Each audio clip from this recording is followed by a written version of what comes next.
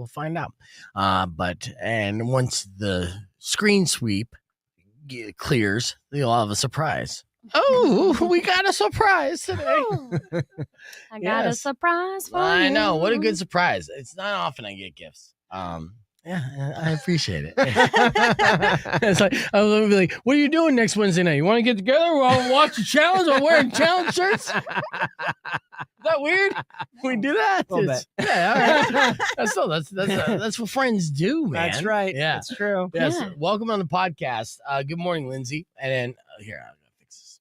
There we go. That is a 3XL, but that's all right. I'll grow into it. Yeah, start bodybuilding. Yeah, It'll yeah. fit right That's in. what I want to be. I want to just be so big I can't wipe my ass, like Rico, So I invested in a bidet, which is smart. Let's get on the air. Rock on 2.1 Camp, man. Welcome back to Beef Vegan Presents. We are live on the podcast broadcast, and you could join us, youtube.com/beefvegan, or along on Instagram as well. Not Instagram, Facebook. Of course, got Mari, Kendall, and film critic Herb Stratford. We're going to be talking all things movie releases that are happening here in a 9 o'clock hour. I did go to sleep last night watching season 2, episode 1 of Peacemaker. Right now, you've actually like right now, you're in my good favor, right? I like you because you got me this shirt. We got matching challenge shirts, right? Yeah. But at the same time, I end up hating her about once a week when he casually drops like, "You already saw 5 episodes for its release," kind of thing, right? And how many episodes of Peacemaker did you see? I've seen 5 of the 8. So I was right with that. 5 of the 8. Yeah. So he's already like past the point of no return. He's already working his way towards resolution and everything in the series. And you're excited about this series all the way through, right? Yeah, no, it feels really good. I think James Gunn and Peter Safran, I think they stuck the landing with this. The second season, the first season was so good. The bar was so high. Yes. That, how do you do that? And how do you keep these characters interesting and moving forward? And he's done it. I mean, it's really remarkable. The writing is great. The storyline, there is a sort of, multiverse element to it, but it feels good. It doesn't feel like Marvel's multiverse, which just got so much. Right. We all, the general public was like, enough of this nonsense and just hitting the reset button over and over and over again and saying, "Don't worry about this. It's this." It got too convoluted, too confusing, and it lost the plot for sure. But in Peacemaker seems to make sense more. Now, did you guys watch, Kendall, Mari? Did you watch season 1 at all? You're familiar with that? No, I think my boyfriend's been hiding this from me because I didn't know about this. He's a Cena hater, so. Well, in this situation, it's funny because what we'll talk about here in the podcast is the ranking of wrestlers turned actors, because there was a recent ranking that was just revealed that basically Herb and I have already agreed on for a couple of years. So people are catching up to it.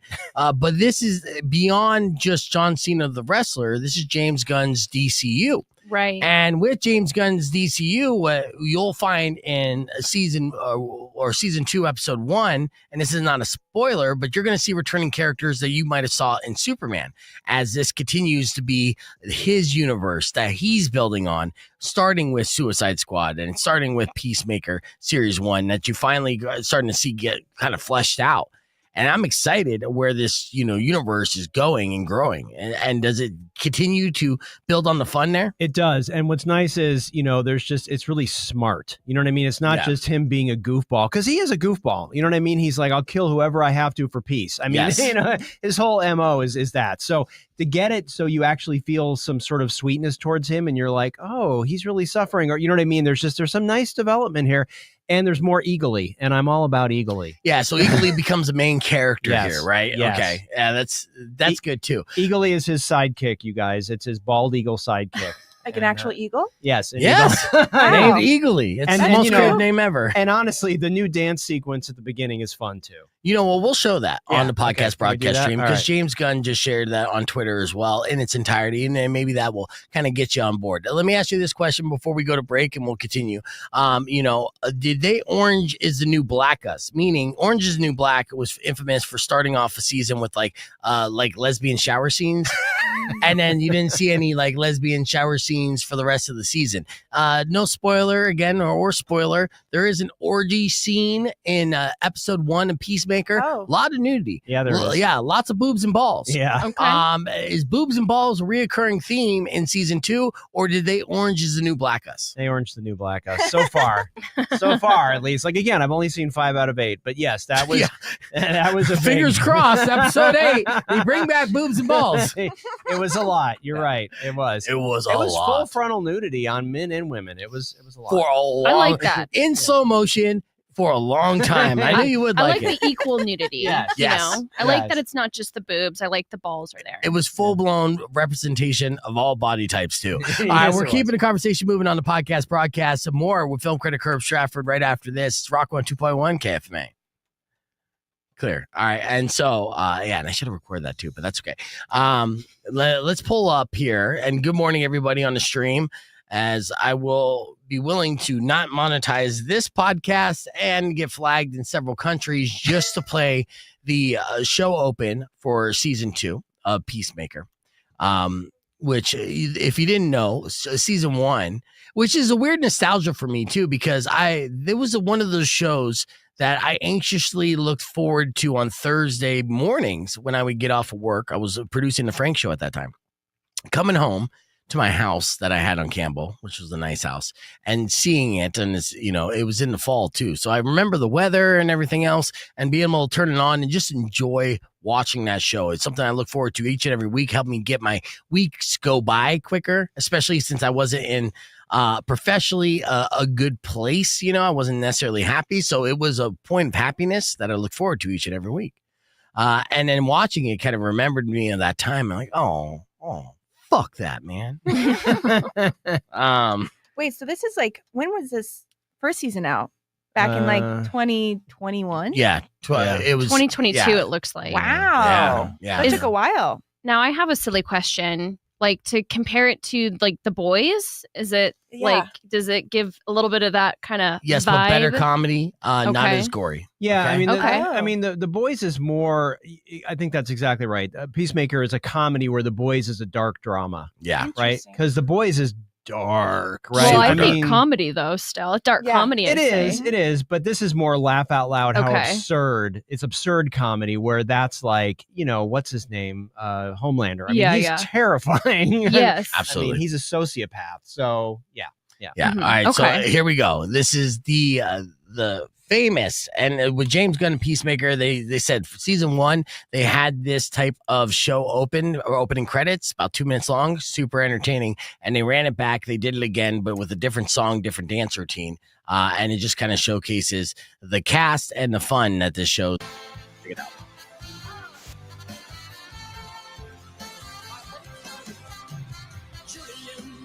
It's a hungry world. They're gonna eat you alive. So, yeah, oh, Julian. When that thing's sinking, I'll stitch you, but then I gotta throw you back in. You just try and sleep, and though you're alone, you just close your eyes, for you dream of home. The light is always on. Just keep that in mind. When you wake in the morning, you'll be satisfied. 'Cause there is always a wrong to your right, and there will always be a war somewhere to fight. And God knows I've had some rough fucking years.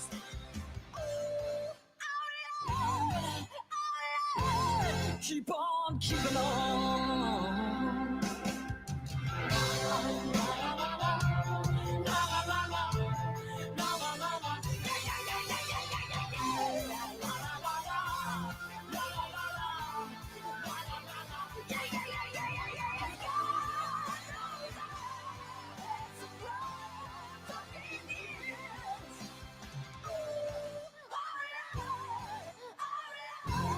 Keep on keeping on.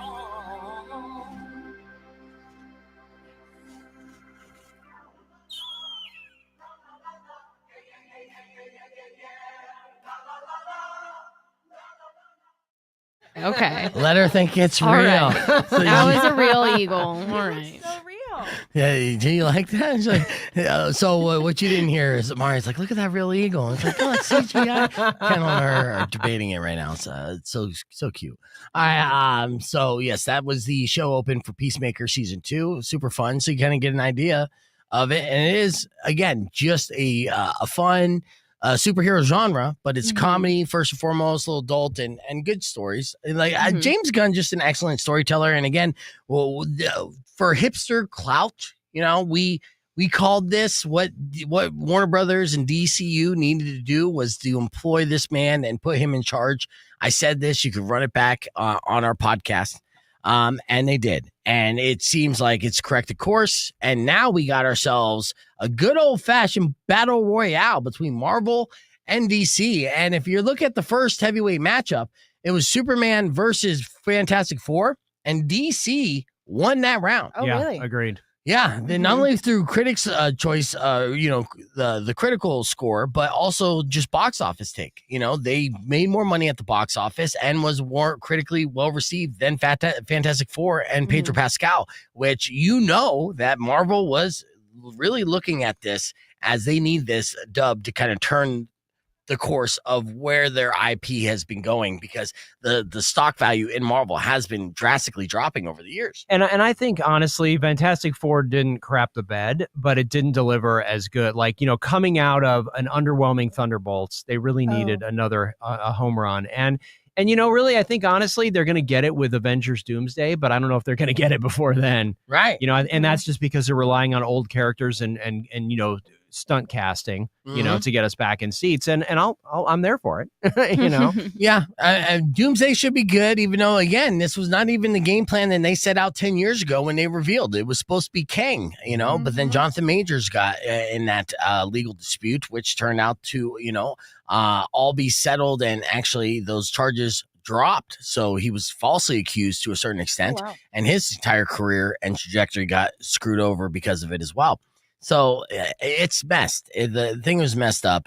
But again, and Marvel or DC would not have James Gunn if Marvel did not fire James Gunn. Oh, they did. Yeah, at one point because of a tweet that he released in 2010. Yeah. Right? About what? Yeah. It was a joke, but it was deemed insensitive, and Marvel went to quote unquote woke, and now there's pushback on wokeness, right? And so they fired him. The cast then all banded together. Dave Bautista leading the charge, saying, "Hey, if he's not directing it, we're not starring in the next one." And he already wrote the other Guardians of the Galaxy movies, and so Marvel buckled and they brought him back. But during that window of Marvel not working with James Gunn, DC swooped in, got him to agree to direct a Suicide Squad, the reboot, and that proved to be a huge success. And then after that, they're like, "Hey, how about you run this entire studio?" So yeah, that's getting you caught up. And the reason why, hold on, before I even start that, I want to record this. Yeah, this is the podcast broadcast. Hey, what is going on here? We're getting invaded. I was like, yeah. What's the noise in the background? I just Yas as I'm recording, because we'll be talking about IFL Championship Game 2. We got Bones in the background. Bones. Let me record this real quick before you rudely interrupt the fantastic podcast broadcast. Hold that thought, guys. All right, so this is prophetic, but I want to bring up a point that Herb and I have been saying this for years, and you might be seeing this online on social media, as recently there was, I think, Hollywood Reporter or somebody ranked the professional wrestlers turned actors, right? Of, you know, who's the best. Now, out of these three professional wrestlers turned actors, who would you think is the best? The Rock, John Cena, or Dave Bautista? Bautista. You okay? And what do you say, Mari? I want to go with The Rock. I love Moana. Yeah, you love Moana, right? So, but we've been saying this for years. The way that you categorize it properly, right? Best actor, you have to say Bautista. Yes. Yes. Right? And then the professional wrestler who picks the best roles, John Cena. Yes. Right? Yep. And then The Rock. That's how you say that. Hey, The Rock had his 15 minutes. He made a lot of money. He was very powerful. He abused that power. Yep. And now Cena, the nice guy, is in the driver's seat. And Batista's doing, but let's be honest, Batista's made some bad choices. Yes. He's made some crap movies. Was it bad choices, or that's the only thing they're offering him? Now he's trying to lose all this weight and try to be a serious actor. I know, but I mean, Right. if you're in like, if you're in Blade Runner, the 2049, right? You know what I mean? You're like working with Denis Villeneuve, right? Yeah, yeah. You know what I mean? You're like working with top people. He should just maybe pass on a few of these bad post-apocalyptic landscape movies because we don't want that. Yeah, exactly. Well, again, he needs Cena's agent, whoever Cena's agent is. Yeah, I agree. But John Cena needs to continue to get his roles in now because it's funny because the one thing about season 2 of Peacemaker that I can't get over is he is slowly morphing into JBL, which is a former wrestler. And it's just because I saw a comment on Twitter that will not escape my memory talking about how white people melt. Right? You ever hear that expression? Black don't crack, white people melt, right? Okay. Have you heard that? All right, no. So when you see John Cena, you're gonna look at him and be like, "Oh no, he's melting. He's the candle man." So his face as he's aging, this is natural. This happens, right? Is not his hair, but his face and everything. You can get close to the mic and talk. I'm not gonna meme with you. He just got a brand new head of hair. He So did. you leave John Cena alone. No, he looks great. He is a confident man with plugs. His face, if you look at him and look at pictures of JBL, he's turning into JBL, Yas, because white people melt, right? Bones, you don't have to worry about that. You don't have skin. Yeah, I'll be melting too. You know, it's going to happen to me. It's happening to Herb. Don't say nothing. No, it's not. Thank you, Yaz. Hey, Yaz, you see our Herb and I shirts, by the way? And Crystal, do you see this too? That's right. That's right. What the hecky? Where's Custom shirts. Custom shirts. We are friends, and you're not friends with him. He didn't make him Yaz shirt. Yeah. If you were a super fan, Yaz, I might have, but you're not. You're not a super fan of the challenge. You don't know me. I love CT. That's right. Everyone loves CT. Yeah. Let me show you a picture of CT now, though. He melting. Yeah, he is. He's like He on is. the floor. He's not melting. He's blowing up. He is beefed. Yeah. He should Maybe be wearing he needs this that shirt. Yeah. This 3XL shirt. You got. Let's see. I'll show you a picture of CT from the challenge here. And you'll see, I'm pretty sure I can get a before and after because peak CT is a good looking man that you would like here. Johnny backpack. Yeah. That's peak CT wearing a King of Spades. Well, he's still in his 40s there. I know you kind of gave a little cringe face here. I don't think it's a good picture. Yeah, he's crispy looking. Okay. I don't know about. Well, he's from Boston and he's a smoker and drinker. Yeah. All right. But okay, let me give you a better picture of peak CT. Let's see. This one's not that bad. Oh, wait. Okay. No. I'll get there. No worries. We're just So doing he's a live from podcast. Boston and he's very charming. Yeah, that's true. I mean, what? I mean, this is just spies. This he won this season. So Who does he he's in look good like? shape. Does he look like Christopher Reeves a little bit? You know Is what that he just looks me? like? He looks like my Uncle Tommy. You know what I mean? That's what he Uncle looks like. Tommy. Yeah. So I enjoyed CT, but now CT is let's see. Oh, this is carrying Johnny Bananas as a backpack. Okay. So right off the bat, CT is laser focused while Johnny seems a bit more apprehensive. Like a guy who's This is him as- All-time favorite. Yeah. Him being look at Bananas, badass. man. You like Bananas so young. Looking like he's gonna do some weird. So CT this- was so filled with rage. This is in like 2010, I think this has happened. So 15 years ago. And this competition made Johnny Bananas famous for being the Bananas backpack. So this is how tough CT was. I know so little about the show, and I already want to be on it. Yeah, right? You would do Come great on on. it. You'd be Yeah. so good. Look at that. I'm gonna be sick, and the guy controlling the ride is like, "Yeah, make sure you puke off the left side so you don't hit the geese." Yeah. Look at that. Right? Yeah. He's a beast. Yes. Yes. 2 a.m. is a one-way ticket to get in. Yeah, no, see, I mean, Yas does. So she's young, so younger. Let's see. So that was CT and his peak, but Not now Gen Z, all right? That's all I care about. let's see. I'm not in that generation. All right, so I'm here's. a millennial. I'm going to be 32 soon. So you saw that guy. Is that Gen Z? All right, so I think this I'll is an take that example. compliment. I'll say I look like it, but I ain't. Where's Fat CT? Ah, God. No, not Turbo. Don't play the Turbo music video. Do not do that. That was great. That was great. All right, I'm not gonna be able to find. They did a good job scrubbing it off the internet. MTV doesn't want you to see that CT is gross now, but he did lose weight and he's looking better.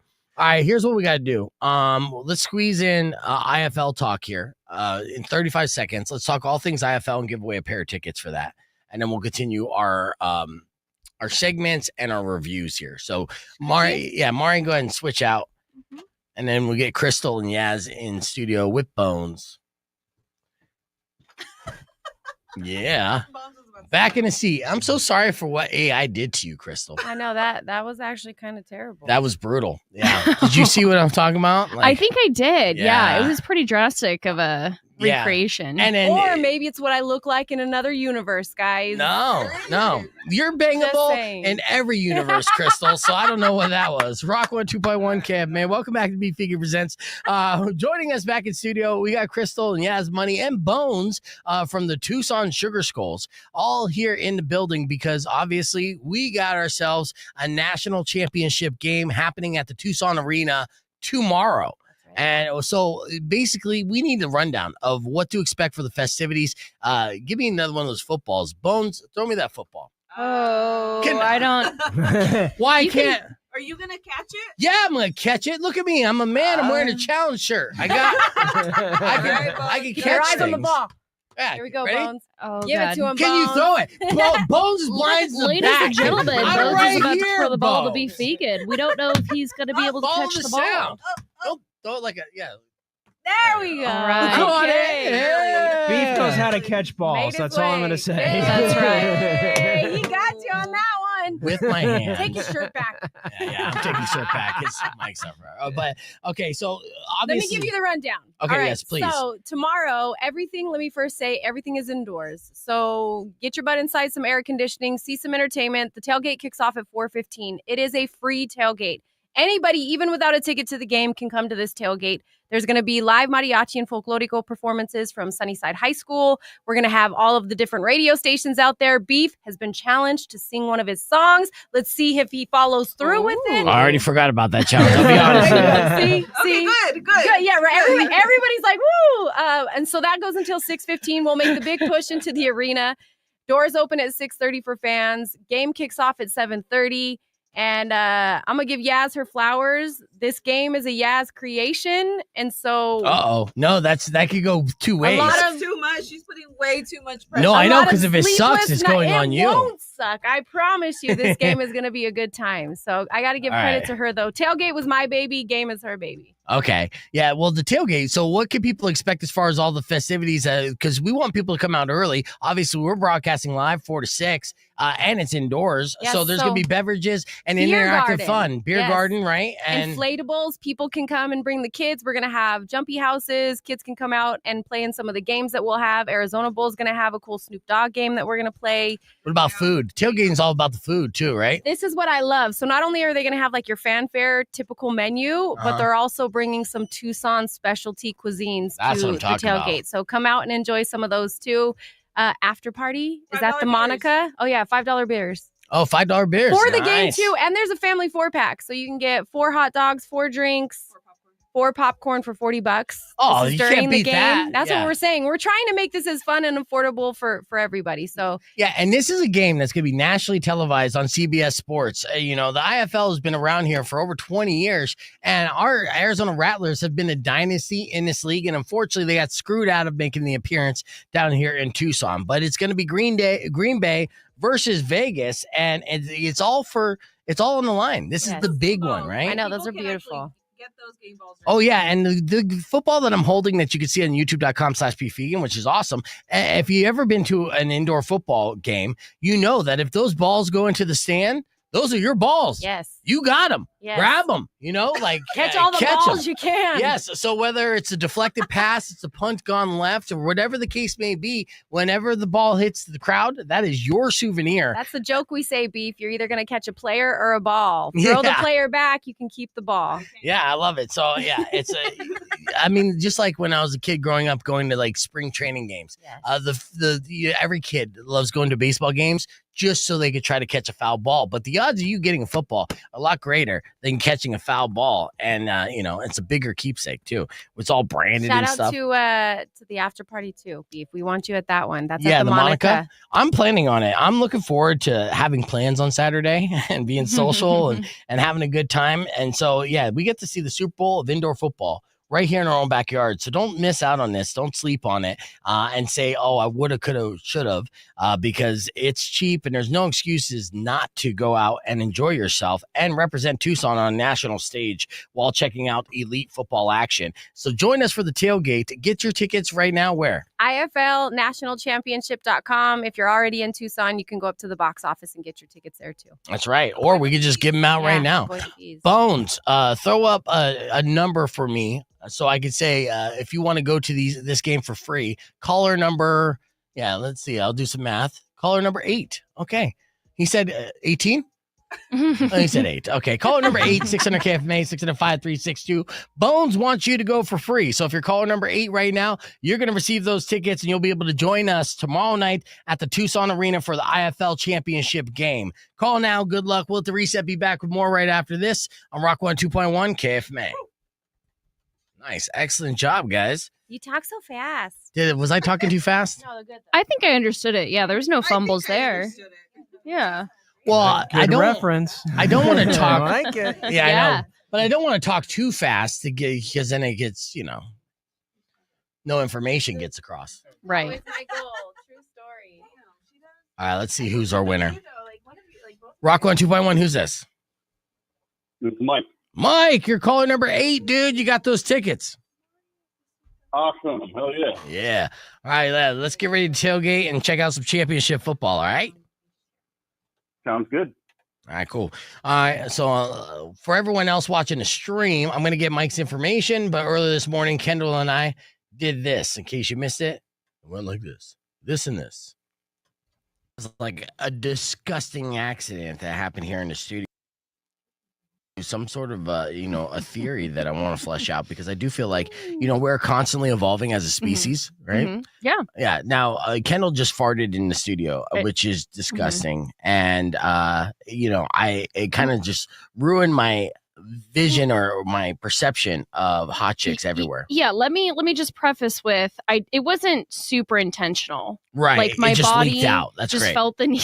That's great. You have no pressure valve. It just just flies right out of you. And that's it wasn't exactly like that. Good for your boyfriend, honestly. No, I don't do that in front of him. Just you. No, So I'm you saying have the honor. I'm saying it's a repercussion of your loving that you can't hold it back. So like I can clench a fart. There's no farts that are accidentally escaping me in situations where I'm sitting down. Like I pretty much like aim, cock back, and fire when I'm ready, right? But you're just like talking and you're like, whoops, just fart just came out like a ghost in the night, which is and I was laughing for like 5 minutes. And for those of you who weren't here, which was nobody else but us, you didn't acknowledge it at all. You were very unhappy. I know. You didn't laugh. You were making a scrunch face the whole time. You got the spray out. You sprayed. I opened the door. Yeah, because I smelt it and tasted it. I thought you said you didn't. Well, no, in my head, and that's the thing. So even just saying it, it's like, oh great, now it's coming this way, and it was a Plavonian, and that's why I said something. I didn't want, That's fair, but what it led to the conversation was talking about in relationships how women always claim they never poop, right? And I dated a woman I lived with for 3 years she said that she never went to the bathroom, and I never caught her once in 3 years, not even the remnants of. And so it perplexed me. And you told me something that just the other day when you were hanging out with your boyfriend at your he was hanging out with you at your place. Yeah. And then he left, and then what happened? As soon as he left, my body was like, it's poo time. Right. It was not going to happen with him there. Yes. And so this is leading to my theory of evolution of for whatever reason, Like the stigma of women pooping around their boyfriends or their significant others. Again, not in married relationships. Married people will do it with the door open, literally say, pull my finger. But in dating situations of not wanting to go number 2 in front of your romantic partner has kind of trained your body to not want to go until you're free and clear. And it was subconsciously like, okay, we got to go now. Yes, my mind, body, and soul were all in sync. And yes. It didn't, it didn't come up when he was there. And it's this, I'm not joking you, the minute he was gone. It was a punami. It was go time. Yes. Yeah. And again, I really think that you're kind of training yourself to evolve into the woman who never poos in front of another man. I'm fine that. I'm fine with that too. Why don't you train yourself not to fart in front of your coworkers then? I would just say that. That would be nice. Take it as a compliment. All right.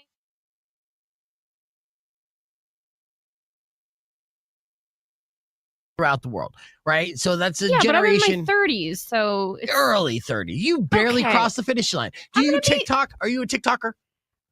Not quite. I'm a TikToker in the sense when it gets refed into Reels on Instagram. Okay, but you're still in my mind, and anyone over the age of 40, you're a TikToker. You look like a TikToker, and this is TikTok tells me. I don't like the stereotype, but that's fine. That's fine. Yeah. Well, I'm not gonna look. You're more than just a TikToker to me, okay? So I can't just put you in one box, but one foot in that box is the box of TikTok, and so you go through TikTok and you the report regurgitated TikTok reels, absolutely, and all the different trends that are happening. So this is TikTok tells me, and basically Kendall's going to break down some of these trends that are happening on TikTok, and then we'll kind of dissect them, whether or not these are trends we should actually follow or not. So what's one of the TikTok tells me trends? One of the trends is that you should put garlic in your nose to clear out your sinuses. Now, you know what I do at night, just so I don't snore as much, is I take some Vicks Vapor Rub and I put it in my nostrils, right? And I don't know, if I do this every night, I don't know if this is going to be good for me in the long term, but that's my life hack. Garlic. So you don't snore? That's why you're doing it, you said? Yeah, so I sleep better, and I still snore, and that's the problem. But it does smell good, and now I'm just addicted to that smell. I love the smell of garlic, but I can't imagine, putting it all up in your nostril. You're going to ruin the smell of garlic for you, right? So, I mean, it'll protect you from vampires, that's for sure. I guess. But specifically, this is for clearing out your sinuses. But really, the reality of this trend is that it's BS because garlic, it's just irritating your nose and causing more inflammation. Oh, so it does the opposite. Yes. Yeah, if anything, it'll clog you up more so. So there you go. A TikTok tells me trend that you should not do. That's garlic in the nostrils. Right. As far as the Vicks Vapor Rub, we'll circle back to that another time. That's we're going to circle back right now. Why? Because the next trend is to help snoring. Okay. But it's kind of like your Vicks, where I think it's also BS. What's that? This trend says that you should be taping your mouth shut before you sleep. I've seen that. I can't do it. Yeah. Have you tried it? Yeah, I can't do it. I've tried a lot of things. I tried the mouth guards. And trust me, I had the machines and the apnea machines and all that. Right. Don't come at me. Well, that's what the experts say, is that the taping your lips shut is not the same as a medical CPAP device. Right. So it's really risky, they say, and don't do that. Okay, apparently. good. Yes. Another trend that you should not do in TikTok is tape your mouth shut. And you'll see companies straight up that try to sell their branded mouth tape, which is such a ridiculous product as well. It's like selling air, because we can get tape anywhere. But it just seems like you would end up choking in your sleep and you're just trying to kill yourself, especially if you get a stuffy nose. Once they have a Vapor Rub patch, and I didn't read the box. I thought you just stick the patch to your skin. Yeah. And you're supposed to stick it to your clothes. And I put it on my raw, bare skin, and it gave me like a, chemical burn or whatever, because I slept with it on overnight. So I had this like patch, scar basically for months after. Look, when we're young, and it is good that we have TikTok for these things, just some things where we learn from people's mistakes. That's the best way. Like I once nared my nether region once and never do it again. That was extremely painful. And I was like 20 years old. So I realized then you shouldn't do that. And if TikTok was around, I would have went viral sharing that information. Give me Right. another TikTok tells me trend that, the quote unquote experts are telling us to do. Well, I don't know about experts, but this one is less controversial. Okay. This one is called Glickles. Okay. So what's Glickles? Glickles means glitter pickles. So Oh, okay, basically, yeah. the trend is that we're bedazzling pickles with edible glitter. Mm-hmm. And I love glitter. Right. When I paint my nails, it's usually got a glitter on them. Yeah, it's pretty. But pickles, Yeah. Glickles. I think the reason why it's not just because the glitter going into you, it's the glitter coming out of you. Everyone wants Right. glitter poo, unicorn poo, if you will. Well, that's the thing. Is it even coming out? Eventually, Because if you don't see it come out, that means it's just floating around. Now you got glitter blood. Yeah. So, or anyways, glitter bile. what do So- the real experts say about utilizing glitter and your pickles? Is it I mean, safe they to say do? it's legit, but it Okay. adds no culinary value. Of course not. Yeah, you're not going to get better flavor from glitter pickles, but you're going to look fabulous eating a glitter more, pickle. Yeah, you'll get more Instagram likes. So yeah. it's a give and take there. All right, there you go. That is TikTok tells me a couple trends. 2 out of 3 of those you want to avoid. Third one, I mean, knock yourself out. But To each their own. yeah. All right, we got more coming up right after this, including your F My Life. So stick around. It's Rock 102.1 KFMA.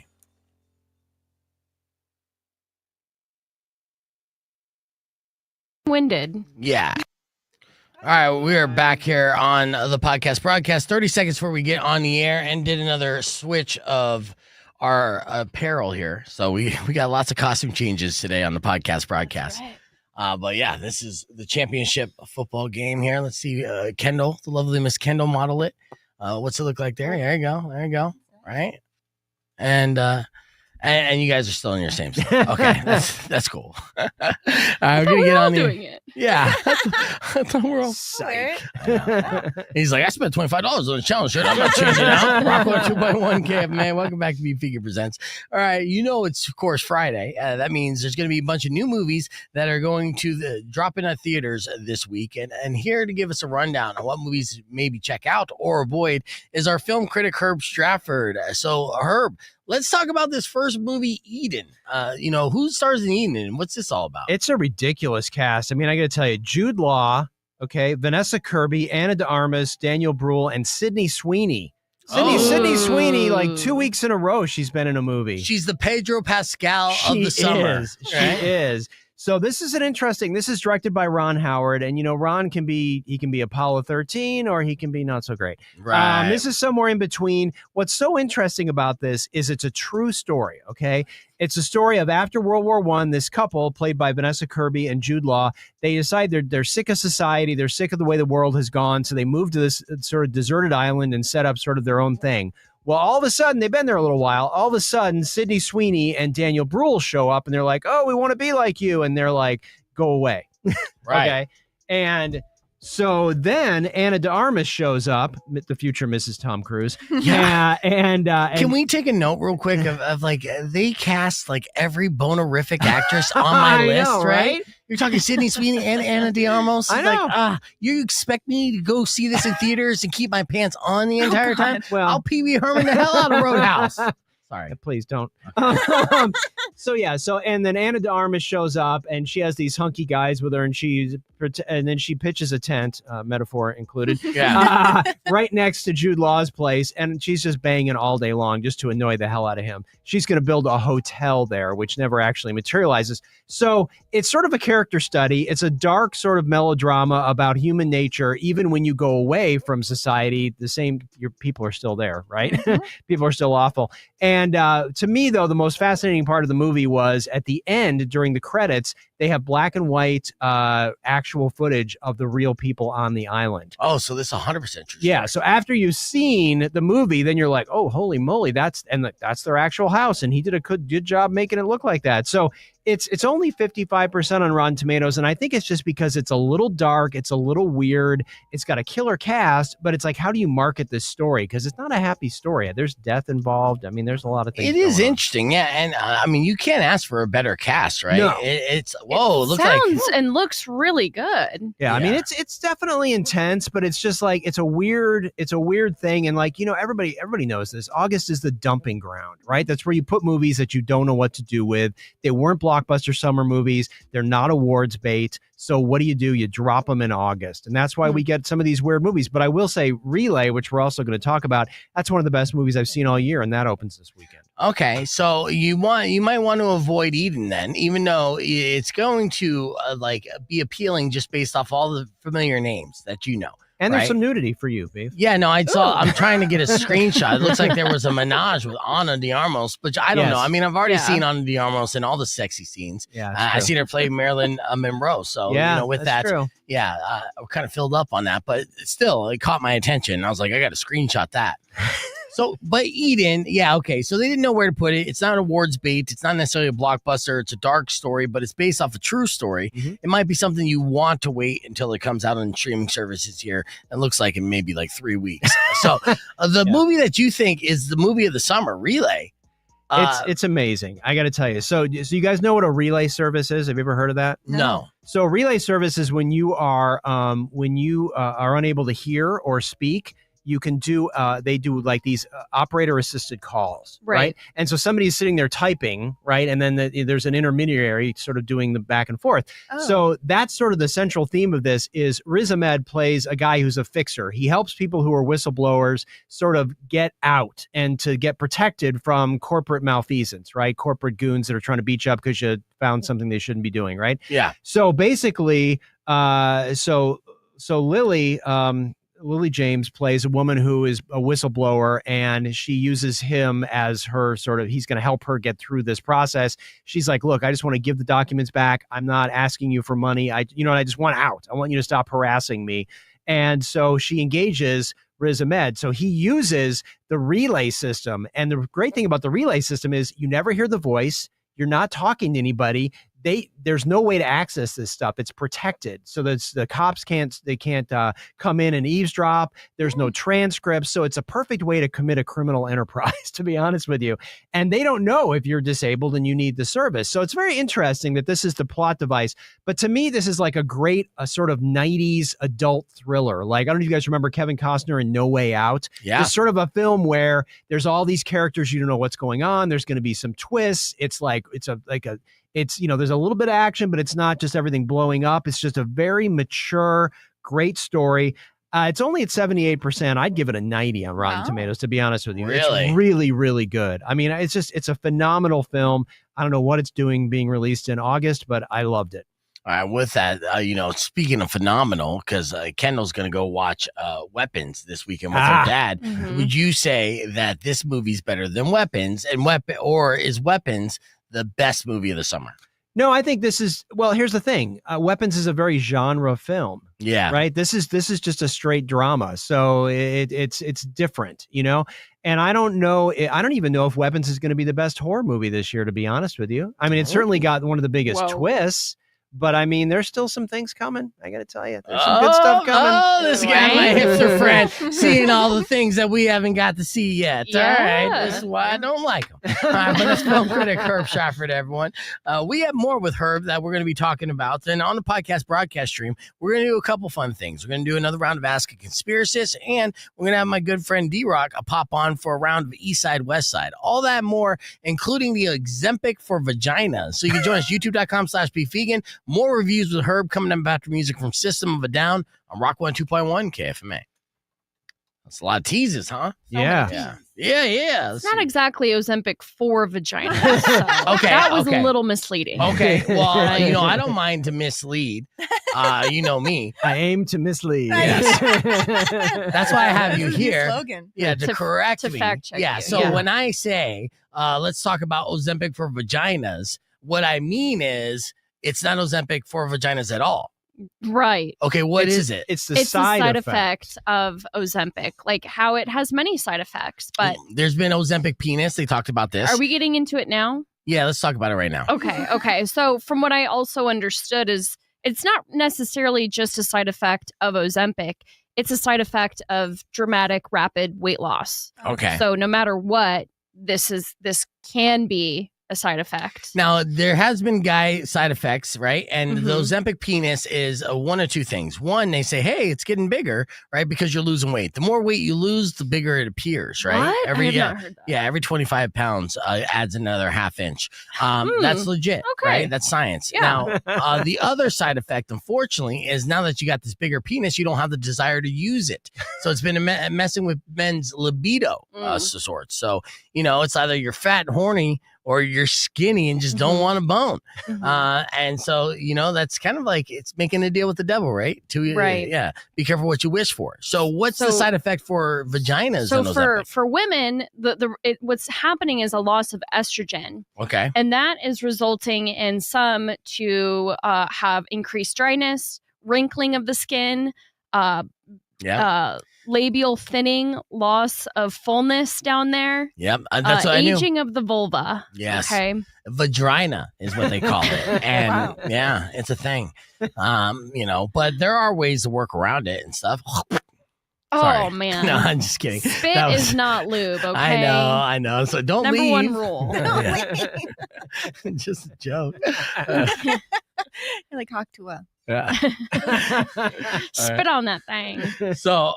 But vagina and aging of the vagina is a side effect. So, and that's sad. So you basically you lose a bunch of weight, you look great, and then you're just like, I look great almost everywhere. Right. So I don't know what they do to help these symptoms necessarily. Like, are they going to start Botoxing down there maybe to like compensate and get that fullness back? Do you need it? Yeah, you need it. No, you don't. You need a full No, V. it still serves a purpose. Yeah, but I don't know. I mean, like sometimes it really, there's so many gross metaphors running through my mind. I mean, it's nice to just do it with the lights off. Yeah, Use but some there's different lubrication. feels and stuff. Yeah. Nah, I don't think it changes the feel that much. I mean, like it still serves its purpose. Right. Can. And I mean, these symptoms and side effects happen with a lot of things. I feel like it's a setup, and like I just don't want to walk into it. Yeah. You're absolutely right. You're absolutely right. Every vagina is created equal in the eyes of the Lord. They are. They're all beautiful flowers. Yes, they're sweet. Let's ask D-Rock here. He's don't ask me. Yeah, he's been married for smart 25 years and stuff, and vagina. All vaginas are the same, huh? Yes. You froze. Yeah. Yes, but he's shaking his head no. Yeah. Sorry, I'm going through a tunnel. Yeah. It's a dry, vapid tunnel. It's aged around the outside. All right. So, we're seeing more and more of this, unfortunately. You know what I am? I'm off the semaglutide. So, unfortunately, I won't even be sticking around to see if I get any penis side effects for my semaglutide experiment. Do you have to taper off? No, they just said you can't afford it anymore. So it would be great if they tapered me off. I didn't even think about that. It's like, but I don't know if I've had side effects. I definitely have cravings, and I just have to control myself, to not give in to my cravings, because I was getting so close to being under 200. Now I'm 209, baby, and I'm riding that 209. I'm like, damn it. And I know the weekend's coming up and we're tailgating. And what were you going to say, D-Rock? You been getting weight? Yeah. I see it. wasn't taking any weight loss stuff. I just started drinking beer and eating White Castle again. Yeah. Because it's so good, though. Yes. You're like, Yeah. Yeah. Well, I got D-Rock popping on because we're going to do this game that we do in Phoenix. And since, this is a fun fact about Phoenix that a lot of you may not know. Like, everyone assumes that since Tucson hates Phoenix, that Phoenix hates Tucson, but that's not the case at all. Phoenix is so big that they actually spend most of their time hating on each other, right? So the East Siders hate the West Side, West Siders hate the East Side, North Side hates South Side, so on and so forth, right? Pick a side, basically. And so with that, though, considering I'm just like grown up as a West Sider, and I've grown up hating the East Side, I've also come up with knowing the difference between the two in news stories, right? So Derek's going to give us a news story, and I'm going to, based off the information he gives us, be able to like let him know whether that story is from the East Side of the Valley or the West Side of the Valley. And you're very good at it. I've seen this before. I mean, Derek, what would you agree? Good. He's so good. He's like he's like a wizard. Yes. Right. Yes. Or we can take him to bars. Yeah, one of those and things. place bets with people. Yeah, can't make some ask money. me actual trivia questions. Don't know any of that or reading. But so let's do that real quick. 939 KWSS. Welcome back to Beef Vegan Presents, and what a special treat we have for you on a Friday going into the weekend. My good friend Derek is back with us. What's going on, Derek? What's up, Beef? All right, and since Derek's back, he is a master of games. One game in particular is East Side, West Side. So here's how it's going to work. Okay, so Derek's going to give me an actual news story from the Valley of the Spun. Based off the information given, I must decide whether that story originated from the east side of the valley or the west side of the valley, the avenues here. And I'm doing this in front of my friends, Kendall, film critic Herb Stratford, and Mari. Now, they grew up in Tucson, so they don't understand the differences between the two. But you just imagine that the west side is Tucson in general. All right. And then everything sounds fancier. That's east side. But we'll get into it. So, Derek, what's the story today? What's the headline?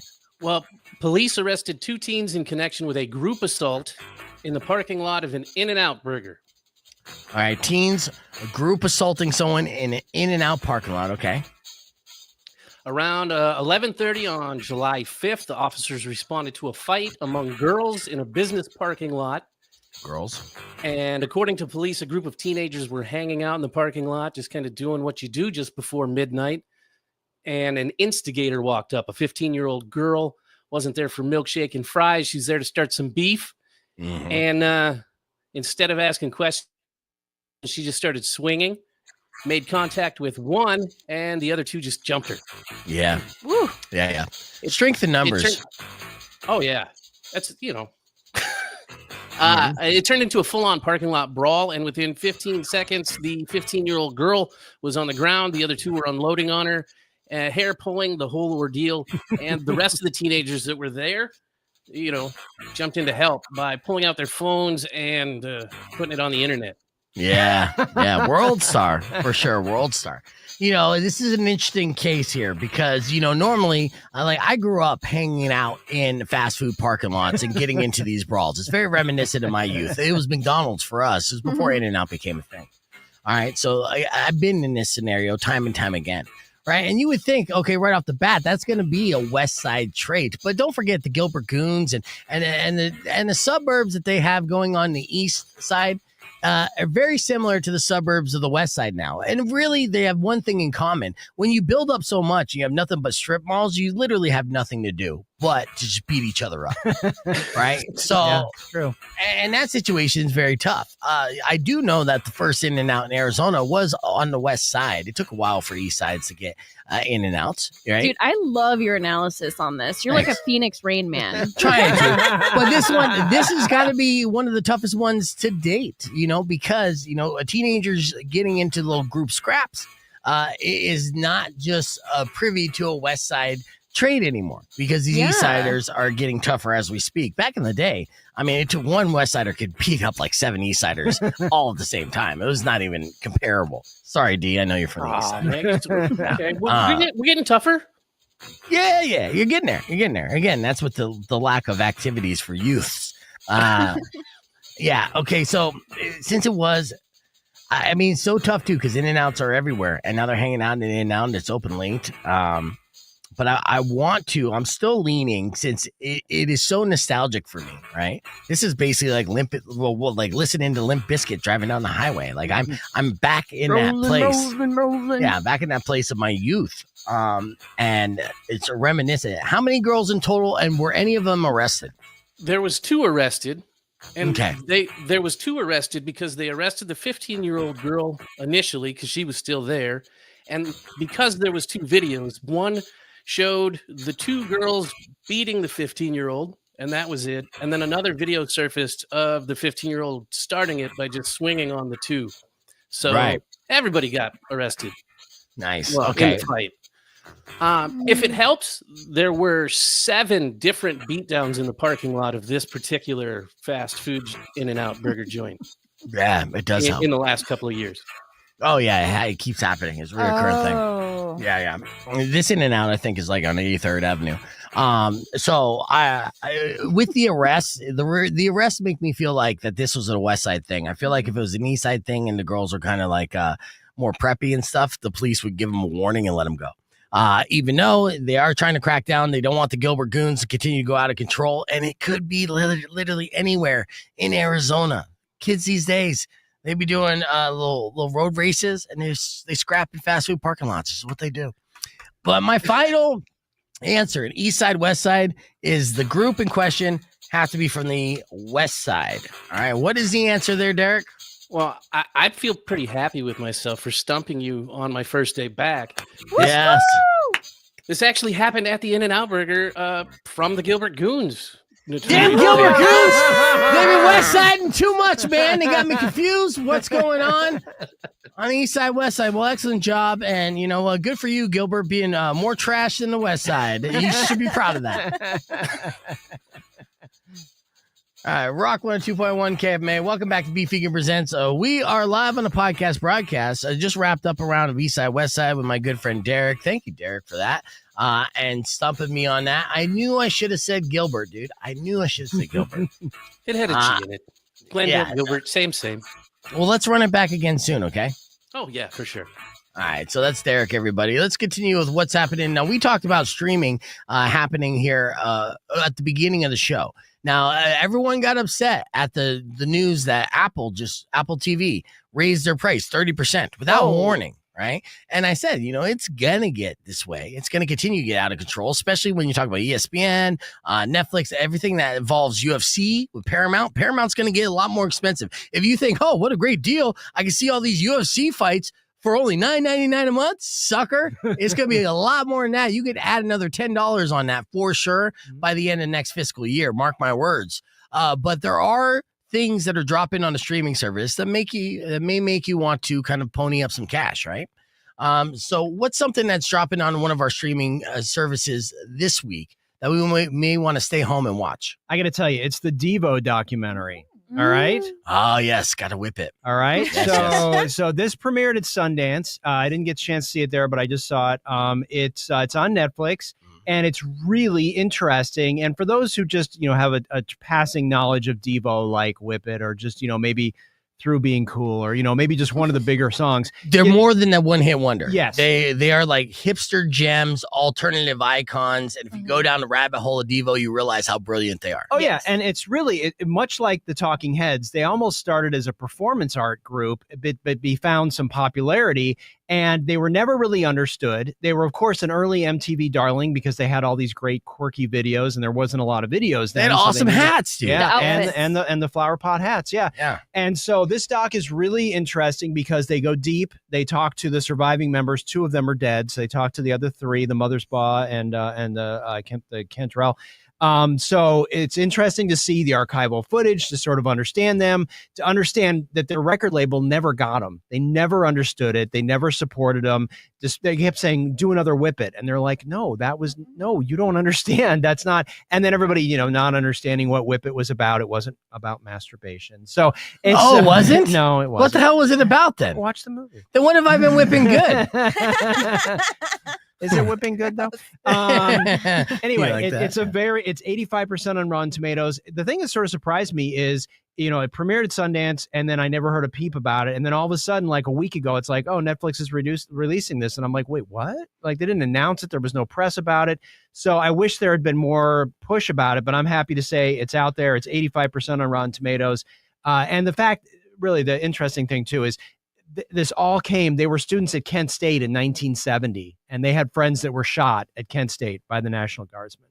And and that sort of made them start thinking about de-evolution of humans and how we're on a collision course with disaster. So DEVO is really about, and they pronounce themselves DEVO. It's not even DEVO.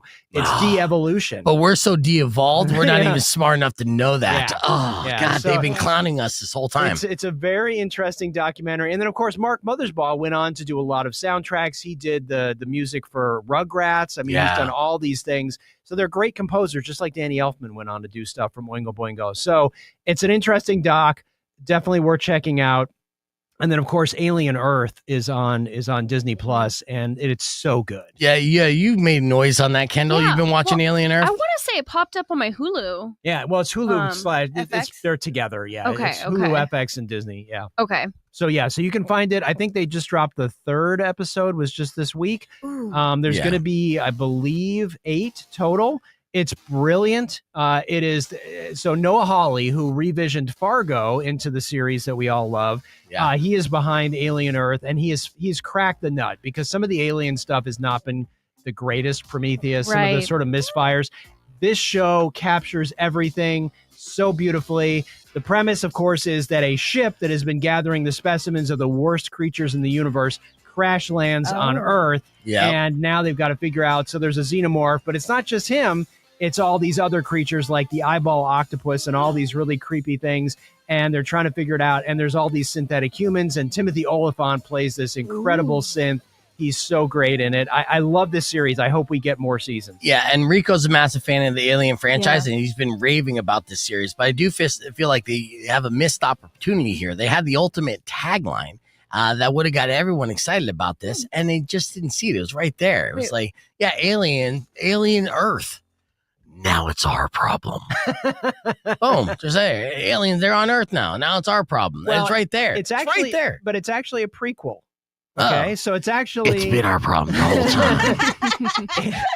This takes place something like 60 years before the first Alien movie. And so it just sort of shows you how Weyland Yutani, who is the company that controls the ship, the Nostromo, that sent them out to get the specimen in Alien in the first movie, they are fighting with 2 other sort of global corporations. And so this is sort of their ship is coming back with this item, which then makes sense that they want to go back and find it because, right? Alien Earth. Spoiler alert. We all died. Yeah, pretty much. Way before Ridley. All right. Well, there you go. That's on. So 2 things. Glad it's good. Yeah. It's very good. Worth binging at home for. Let's hit the reset on the FM side. On the podcast broadcast, we'll do another round of Ask a Conspiracist and then wrap things up with the beef tip right after this. Rock 102.1 KFMA. I just like doing that voice. I was just like, let me do another tagline. Aliens. They're fucking and multiplying. I can't. I don't think I can do that. But can you say "in a world"? Start with "in a world." In a world where everybody dies in a prequel, but we're fans of the sequel. Which comes first? I love it. So you've got to watch Honey Don't, Beef, because it's basically a B lesbian detective movie with lots of nudity. I mean, honestly, you just you know me so well. If it's like you're a network president, be like, we got to get these certain demo here. A lesbian detective movie. Yeah, Honey Don't. It's by Ethan Coen, so half of the Coen brothers, and his wife Trisha Cook.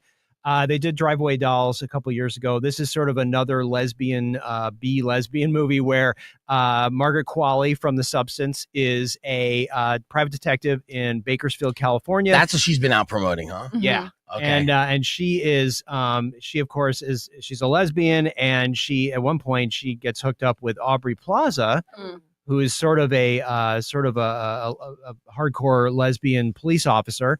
And it's nice twists and turns and some missing people stuff. Great cast. And like Chris Evans plays a sort of a shady preacher in this small town. So yeah, Honey Don't is but let me just tell you, it's an adult film. I mean, there's nudity, I can't believe I'm going to say this on the radio. There's anal beads involved. So anal beads. Yeah. Oh, you got Mari's attention. Spoiler alert. Me? Yeah. Well, the way that you reacted makes it sound like you were the only one here that got excited about that information. For you. Why me? I've never anal beaded ever, you know? Not for or against it, but it's pretty entertaining, I got to tell you. But it's definitely a weird genre piece that, half of the Fargo brothers half of the Coen brothers is not a full Coen brothers, right? So don't expect a traditional sort of Coen brothers. There's bits and pieces, there's quirky characters, but it is not a Coen brothers movie. It is a one-half Coen brothers movie. Okay. Anyway, it's worth a look if you're interested. Margaret Qualley's on a roll. Yeah, she is. Wonderful. Yeah, Aubrey Plaza now is that's a good screenshot. Aubrey Plaza is on basically now a press junket, and this is the first kind of interviews that she's been doing since the passing of her husband. Yeah, and the internet has not been kind, man, not at all. Well, because he committed suicide, and now the rumorville is that she cheated on him, and that's the reason why he did it. And then the first appearance that she made on a podcast was Hanging Around. It's called Hanging Around. Was it Amy Poehler's? Yes, yeah. Amy Poehler's, which is a friend and everything else, and would make sense. But considering that the way that he unalived himself, they pointed out the irony in the name of the podcast and everything else. So yeah, and I don't think it's fair. I think I interviewed Jeff, her husband, Jeff Baina, once, and I mean, he was a sensitive guy. You know what I mean? He was probably going through a lot. I mean, he was having some success, but nobody knew what he was wrestling with, maybe except for her. Yeah. But I'm a little surprised that her publicist didn't say that's off the table. We can't talk about that. Right. Oh, or maybe they did point it out, and then she saw the dark humor in it, because it's some people were defending her on that and saying it's kind of brilliant in a way that kind of on brand, not to make light of, but also to kind of live with, and still take the bad things in life and find humor from them. But again, it's weird. It's good to see her working. So of course, it's super tragic and sad, and that's not how I want to end. Sorry. Yeah. Go back to Ozempic vagina. I mean, that's just you have all day. What else did you have like prepped that we didn't get to? Just wondering. Anything? No? Nothing super substantial. Some silly questions, maybe. All right. Well, let's Do you real want a silly quick. question? No, I got Mari looking at news, and you know me, I don't like her to just learn everything from the mainstream media. There's a lot of news stories that kind of happen that I'm privy enough to be able to read between the lines and tell her what's really going on. Ladies and gentlemen, this is Ask a Conspiracist. All right, what is your first story here, Mari? Okay, so data centers, right? Oh, yeah, those damn data centers. They suck up all the juices. They do, and they're trying to come to Tucson, and Tucson just passed a new ordinance requiring them to submit detailed water conservation plans before hooking up to the projected use of more than 7.4 million gallons. Yep. That's what they do. And data centers are popping up all over the world, and they do consume a lot of water, which is surprising and weird. But initially, these data centers are coming in saying, don't worry, we'll pump out more water than we actually use. And we're like, okay, how? And they're like, what? It's like, no. So, yeah, they're coming in with promises they can't deliver on, and Tucson saw right through it. So, yeah. Yeah, then we get Project Blue. Yeah. Right. Well, this isn't about saving water. It's about building the digital oasis control framework. The city knows data centers are the new aquifers, right? So they don't just process data. They hydrate our AI overlords. Our AI overlords are thirsty. Yeah. Really? Yeah. Don't ask them anything about single ladies, because then they'll go on for days. The new rules that Tucson are trying to do, they're not conservation. They're population softening protocols. And we all know that, right? So only facilities with matching crystal clear water stats can earn the tech elite's trust. So the better the water, the more trust you get from our AI overlords. So those who don't qualify, well, you get flash flooding courtesy of urban engineering. So stay hydrated or else. That's what's really going on. Mm-hmm. All right. Well, I got another story. All right. Real quick. Okay. Horned rabbits. Heard of them? Yes. I've been seeing the pictures. You have? No, not jackalopes. They're different. They're more terrified looking than that. Tumors are growing on rabbits. It's not just rabbits. There's viral pictures of deers growing tumors all over themselves and other animals. Yeah. Yeah. They're calling it a sign of the apocalypse. They've got these like little black growth like horns on their heads. Yeah, I don't think it's new, though. I think it's just, for whatever reason, trending right now. Well, that's what the mainstream media would want you to believe. Oh, that's right. That's right. Yeah. Let's forget viruses. Throw that out of the vernacular right off the bat. It's a Rabbit Crown Initiative. Rabbit Crown Initiative. What Rabbit Crown Initiative is basically not tumors, biosignalers. Yes, biosignalers are what these rabbits are growing out of their face and their heads. So each horned hair is transmitting infrared patterns to the underground, command network, obviously. The rabbits are not sick. They're collecting DNA, and, they build a bunch of DNA on the outside of their body, and they're coordinating the first phase of the burrowed uprising. Apocalyptic? Nah, not at all. It's just agricultural subversion with extra fluff. So nothing to worry about here. We're hunting for data. I was asking conspiracists. All right, we're back on the air. Unfortunately, that is all the time that we have for today. But on the podcast broadcast, we did talk about Honey Don't, an excellent movie that is directed by one half of the Coen brothers that you might want to check out as well. So, Herb, I appreciate you coming in. As always, very good time. And Mari, Yas, Crystal, Kendall, Bones, everyone that stopped by on this Friday show to make it a spectacular. And, of course, everyone watching along on the podcast broadcast stream, we appreciate you. Tomorrow, your beef tip is, let's be real.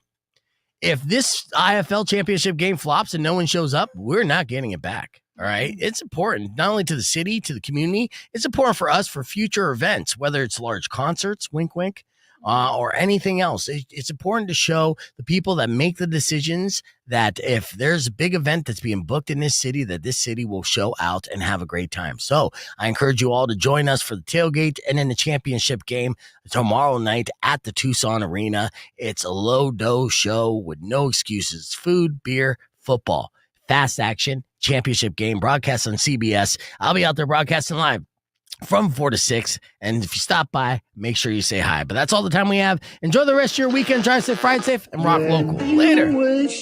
I like saying later, like all high pitched. Later. Later. We're going to take away our toys if you don't come out. Don't let them take away our toys, Susan.